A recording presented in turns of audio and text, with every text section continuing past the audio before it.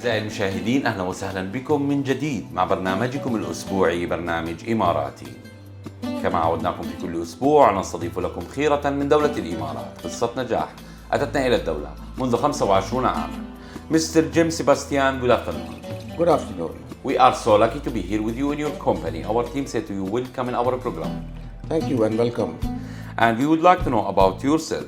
Who's Jim when he came to this country at the first time and what he's doing at this moment?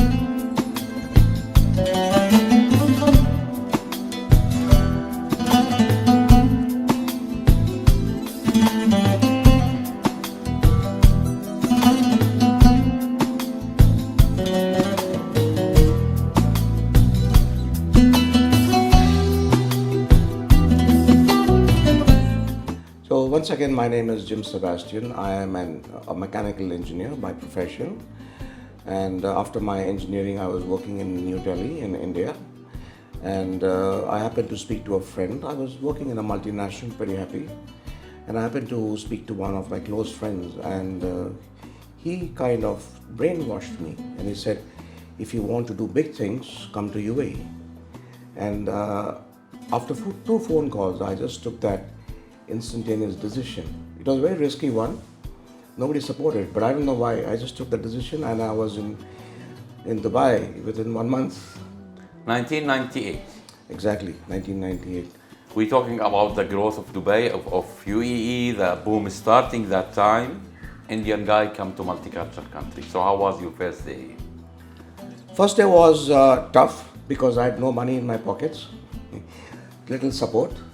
And even to get a visa, I had to beg some friends to get me a visa.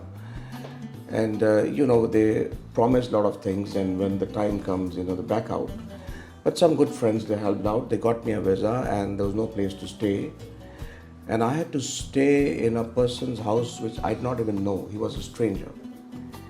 And after the second day, he was not comfortable. He said, okay, better you stay somewhere else. So I had to beg another friend and say, can I stay at your place? So, and that was in Sharjah, yes. It was difficult. 3 years as an employee, it was fair enough for you to let someone ask you to be partner with him, right? Yes, so my first company was a pumps company, a very small company. Coming from a big multinational background, to work in a small workshop-like place wasn't easy. To shift your mindset. And for some reason, I don't know, the opportunity took me in that direction. The attractions to work in that company was minimal. But when you look back after 25 years, that small company forged my destiny. And I believe that person, he's not alive now, but I thank him every day for teaching me the things and taking me in his company.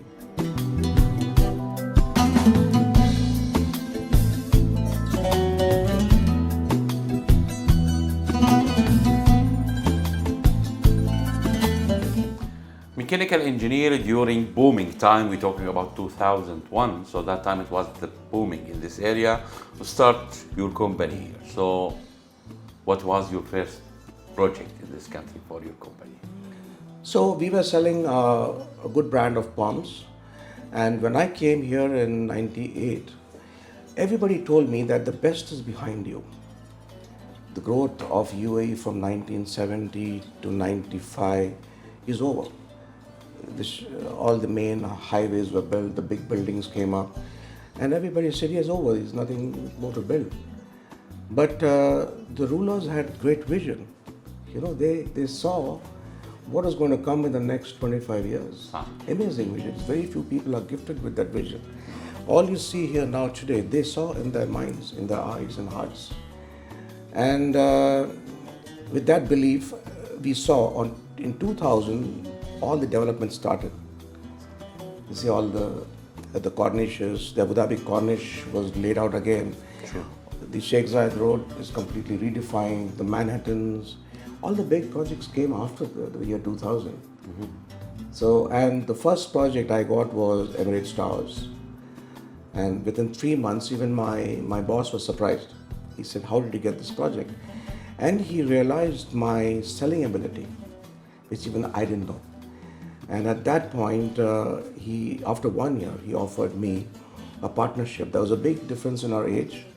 He was 53, I was 28, but he offered me to become his partner, and that changed my life.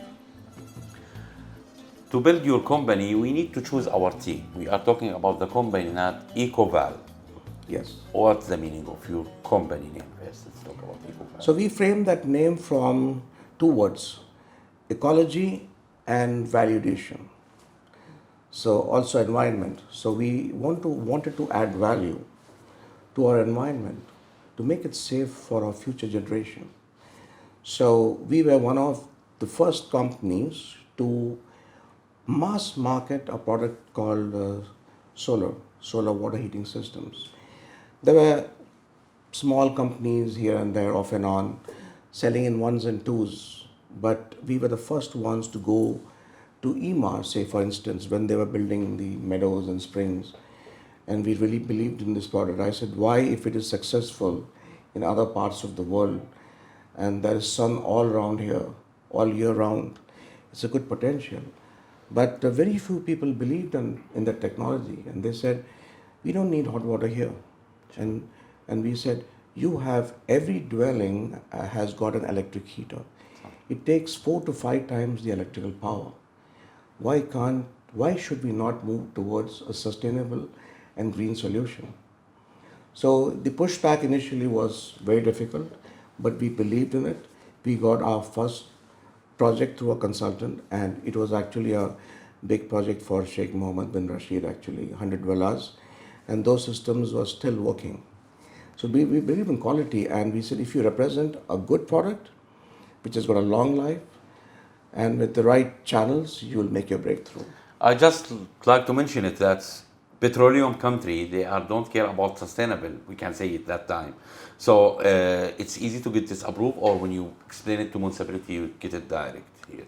No, it was very, very difficult. Between 2002 and 2009, we had a lot of meetings with the municipalities. And I once went to the head of a certain municipality, and he said, no, we don't want hot water here. We don't want to use solar. So I said, sir, do you have an electric heater in your villa? And he said, I have, but I don't switch it on. But we all know that we all use electric heaters. So, of course, this task is not easy anywhere in the world. Introducing a new technology is never easy. We believed it.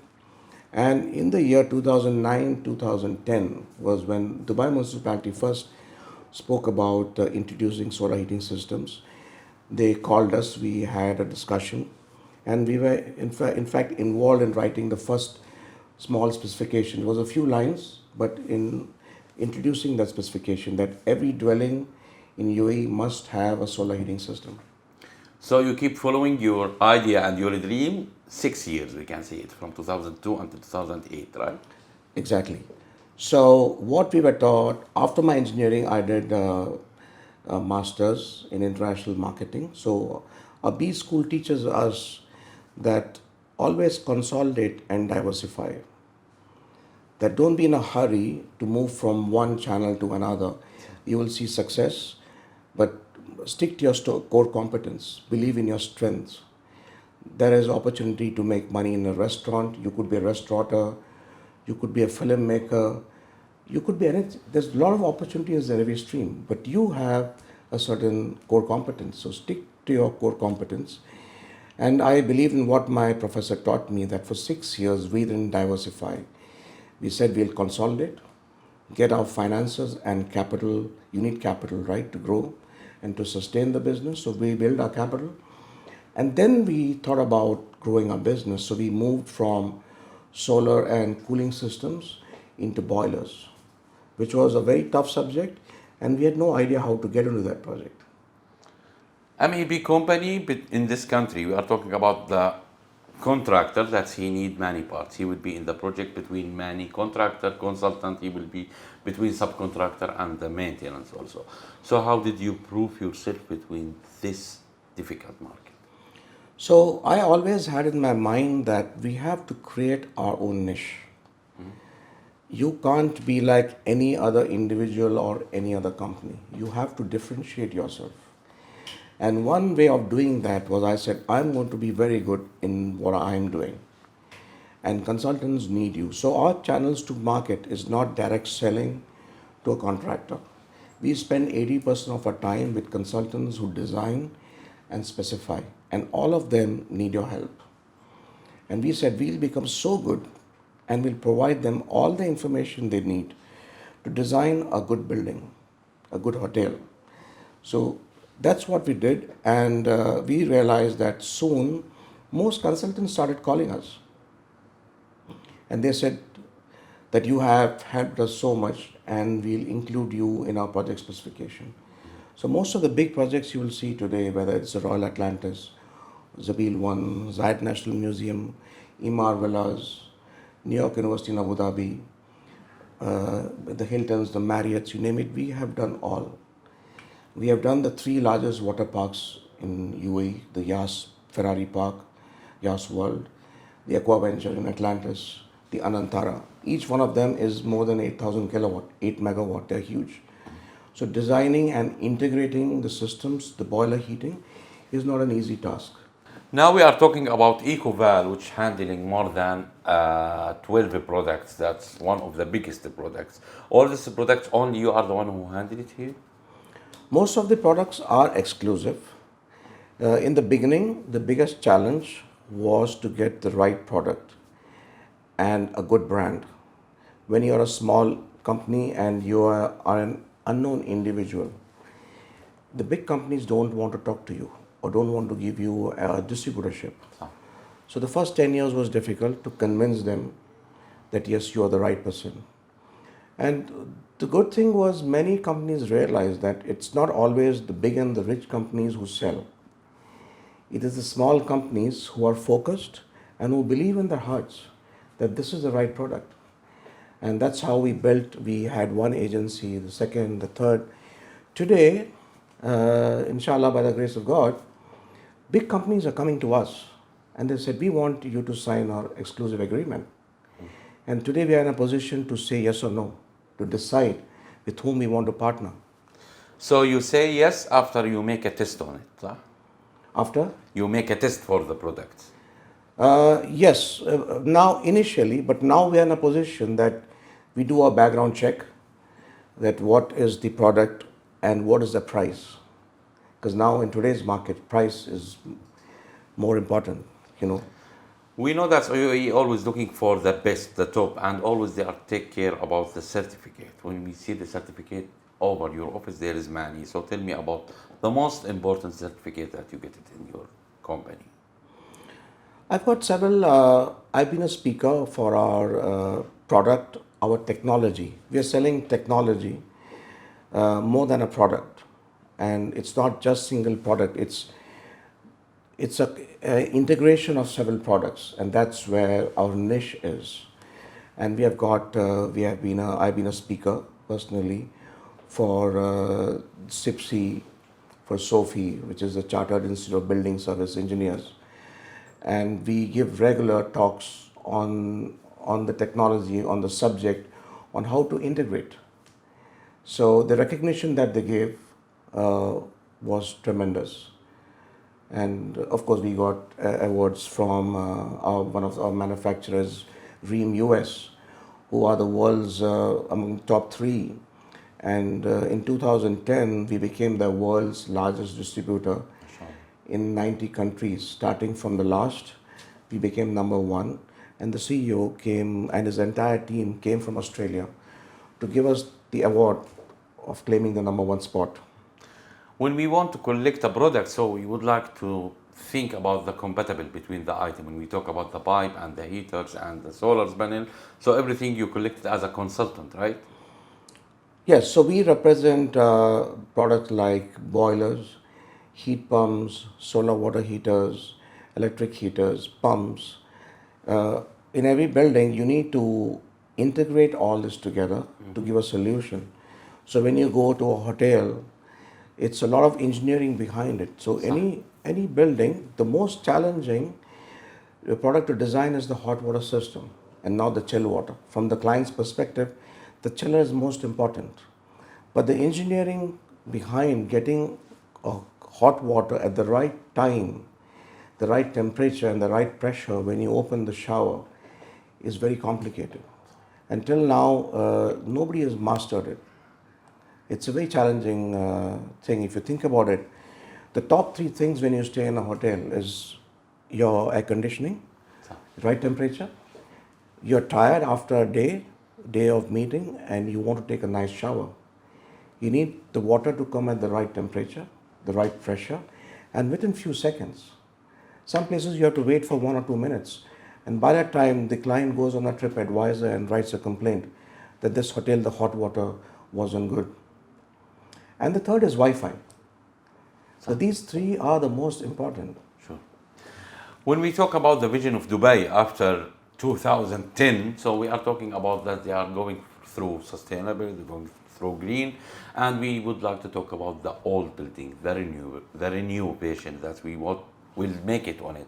It's easier for you or harder for you to start from zero, or to renew some old building? It's so hard. So how you handle it? So the transformation happened after 2010. So all new buildings must have a sustainable solution. And to retrofit on an old villa is not easy because the entire piping needs to be changed. So in the old style, you have individual electric heaters in each of the washrooms. But when you put it central on the rooftop, all the piping must go to the roof and come back from the roof. So it's not easy because you'll have to break open all the walls and relay the pipes. So if somebody is doing a complete refurb after 15, 20 years, and he's willing to do this entire repiping, yes, it's easy. So that it's very challenging, and it's not easy. We also would like to talk about that we were the first ones to introduce water source heat pumps in this market. It was a technology which existed for 30, 40 years. People were talking about solar water heating. But the challenge with solar water heating is you need so much of space on the rooftop. You need a lot of space. The buildings were getting more vertical, right? You have 30, 40, 50 floors, more vertical. And there's less space on the rooftop to cater or to produce hot water for this entire building. So then we said the client was not saving enough energy. He said, why should I invest all this money and at the end I save only 20%? So we thought, and we said, why don't we introduce the concept of heat pumps? It's just a chiller working in reverse, and it takes very little space on the rooftop. And again, the challenge was, what is the source? We couldn't connect to seawater. There was no clear solution for that. And then we said, in UAE especially, there is always a demand for cooling. Even in winters, in the hotels, there is a 40% demand for cooling. And we said, okay, let's try and connect to the chill water return, and we'll produce hot water for free. Our first project was with Ibis Novotel, with Majid Al Fatem. We're grateful to them to give us the opportunity, and we installed. MashaAllah, is still working. It has saved millions for the client. From there on, they gave us the second project, the Pullman. And now you see most projects, heat pumps are specified. The likes of Royal Atlantis. From consultant specified. So the client knows now, yes, he needs a combination of solar water heaters and heat pumps. And if there's no space, you go with heat pumps. It's going to save the same amount of energy. More than 20 employees we have it in your company. So we are talking the first employee, your wife. And always you are saying behind a businessman there is a wife. Yes. She started from zero. She started before you in the company. Yes. So, and how she's supporting you in your business? The support was amazing because I had to run in the market to get the sales, and you needed somebody ever reliable and dependent back in your office, especially when you're signing checks. She is a computer engineer by profession, but she has changed the line. She handles the accounts, the admin, the HR. And you need the safety in your thinking that, yes, when you're signing a check, it takes a lot of time to go through all the papers. And if your wife is checking all the papers and she says, okay, you're safe to sign this check, it takes a lot of burden off you. I was spending a lot of time initially in going through all the documentation and not selling. And then she said, okay, let me do the background check for you, and then you are free to sign the checks. So till now, even after 22 years, she does the same job. And how you can build the relation with your employees more stronger? Yeah, that is the biggest challenge, I think, for any company. We are a niche market and the clients are ever demanding. The consultant especially want a solution yesterday, and that has not changed in the last 22 years.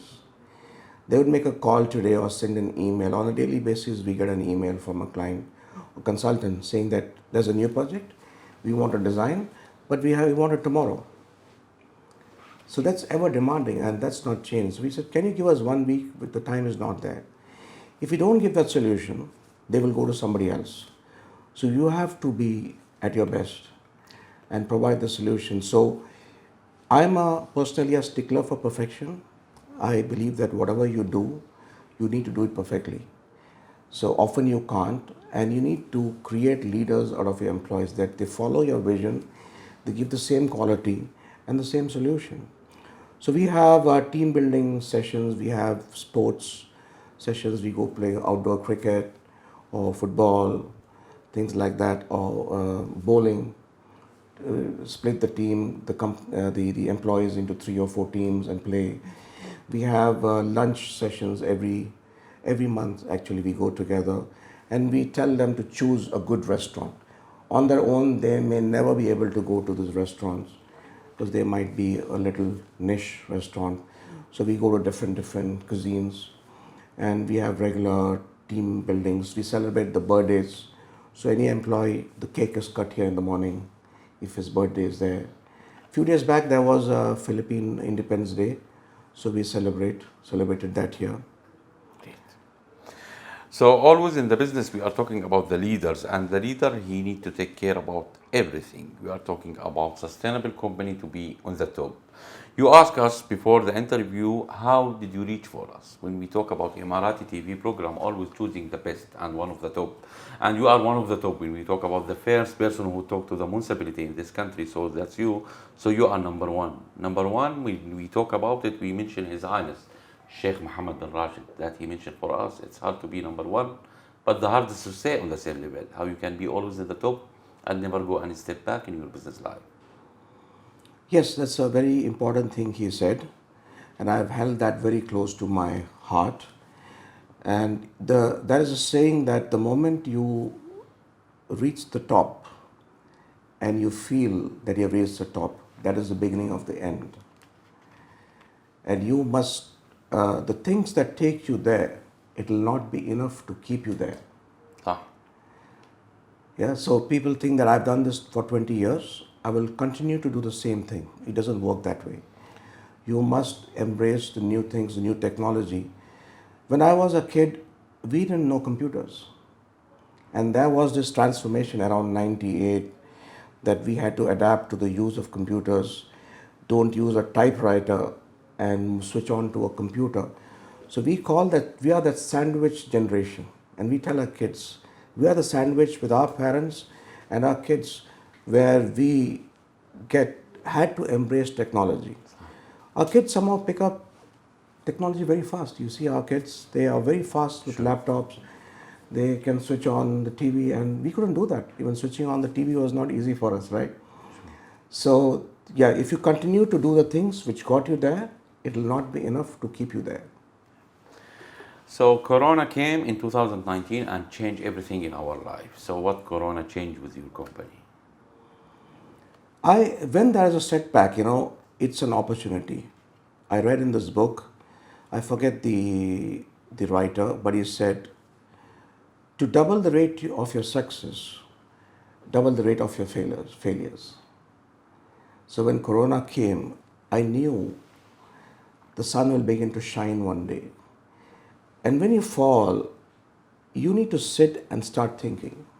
When you're on the move and you're successful, you never stop to think that who are the people who made you successful? What are the mistakes you made? You never think.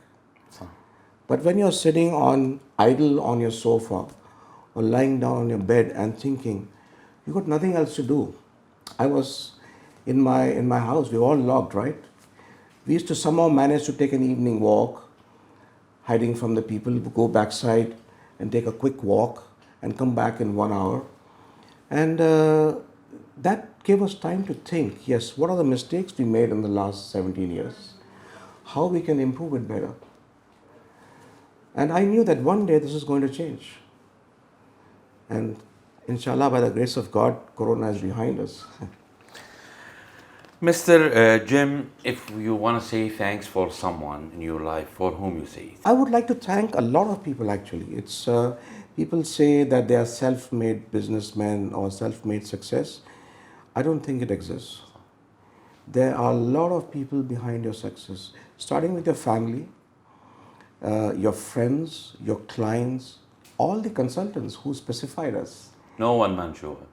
Yes, all the brands who agreed to work with us, all the managers or engineers in those companies were supporting us, because every time a consultant wants information from us, we have to go back to our manufacturer and ask for information. If they say no, we can't help you, that's the end. So you need all this help. I remember when I started business, this opportunity came and they say that opportunity, knock is not an opportunity. A single knock is an opportunity. And a lot of people don't hear that first knock. They don't realize it. The opportunity which came to me, it was not packaged in a silver foil. It was packaged in a very bad way that you don't understand it. Everybody around me, including my wife, parents, they said, no, this is not an opportunity. It's too risky. And there are times as a leader, that you got to switch between your head and your heart. At that time, most people say use your head. But I have used both depending on the situation. At that point, my head said, no, this is not a good opportunity. This looks not easy, fraught with risk. But my heart said, I want to be a businessman. This opportunity is not going to come again. Because to switch between an employee and an employer, it's a big step. It's in your mindset. Your mind has to switch completely. Of course, the financial risk is there. I didn't have a rich father. We came from a very middle-class background. We're all engineers, by the way, in my family. But we came from a middle-class background. So to switch from this to this was not easy. And as this, I was just reading some days back that to get 1 carat of diamond, you have to mine 250 tons of sand. And then it's still covered, that 1 carat of diamond is still covered with rock and sand. You have to blast your way through to get that 1 diamond. And that's the way I see an opportunity. It's covered with rock and dust. Many newcomers coming to this country as an employee or a businessman coming for the first time maybe, or finish their education. So what the first advice you can give it for any newcomers for this country? I would give this advice to any youngster. I've seen a lot of potential, very talented young guys who start business, but they fall by the wayside very quickly. After 2 or 3 years of success, the success goes to the head, and they suddenly begin to think that I can do everything. That's the biggest mistake. That you have a certain skill, you have a certain core competence. You need to believe in your core competence. Don't move away from that. It can be anything. And you need to believe in that and stick to that. Do not diversify. Consolidate first and then diversify. And diversification is not for everybody. You have heard of the cables in South Korea, the Hyundais, they're massive. They have the funds, they can take the risk. But not every individual can move away. If you see and look at Tesla, probably they moved from making cars, they moved to batteries, and they're now in the rocket engineering. But if you ask me, they were in the technology business. Their core competence remained technology. Finally, Mr. Sebastian, we're talking about UAE, this country which gave us all this opportunity. We talked about the country which started from His Highness Sheikh Zayed, the first step, and son of Zayed, they make UAE #1 in the world. Peace and safe, we can say land of opportunity. So what you will say for UAE leaders and government for all what they are giving? One can never thank enough for all the opportunities that was provided by the leaders. You want to live in a safe place. You want to live and work in a clean environment. You want to When you start a business, you want things to happen very fast. I've traveled across the world and I've spoken to many people. The environment for your family and for business is unsurpassed here. I mean, it's superb. And we would like to thank the leaders, the president, the vice president, the prime minister, and all the rulers of all the 7 emirates, because you get the same environment in every emirate you go. The peace and harmony that they bring together. And I'm sure that every expatriate who lives here is praying for the long life and forever peace of this country. May God bless the country and all its leaders. And from our side, Mr. Sebastian, we will say to you, thank you to spending your time with our team, and welcome again our program. Thank you very much. في كل إمارة تروح تسلك عقل وروح، بر ومدن وجبال حاجة ترد الروح.